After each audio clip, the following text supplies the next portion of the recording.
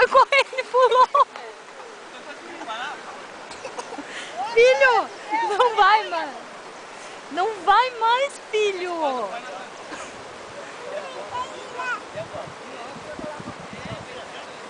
Eliel.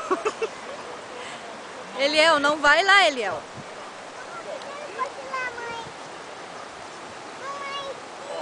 Calma, espera.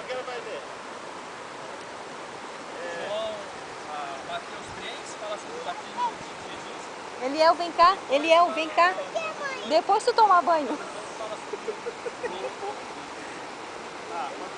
Sobre o batismo de Jesus ali. E naqueles dias apareceu João Batista pregando no deserto da Judéia e dizendo: arrependei-vos, porque é chegado o reino dos céus. Porque este é anunciado pelo profeta Isaías, que disse: voz do que clama no deserto, preparai o caminho do Senhor, endireitai as suas veredas. E este João tinha sua veste de pelos de camelo e um cinto de couro em torno dos seus lombos, e alimentava-se de gafanhotos e mel silvestre. Então ia ter com ele Jerusalém e toda a Judéia, e toda a província adjacente ao Jordão, e eram por eles batizados no rio Jordão, confessando seus pecados. E vendo ele muitos dos fariseus e dos saduceus que vinham no seu batismo, dizia-lhes: raça de víboras, fica aí, Eliel. Eliel, fica aí.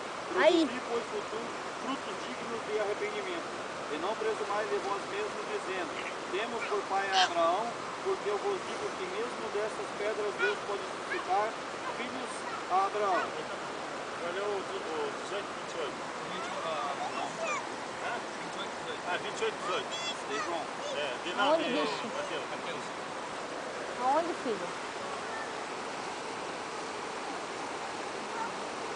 Aonde, filho? Então não vai ali, vem aqui que depois a mãe te leva lá. Deixa o pai batizar a irmã, a mãe te leva.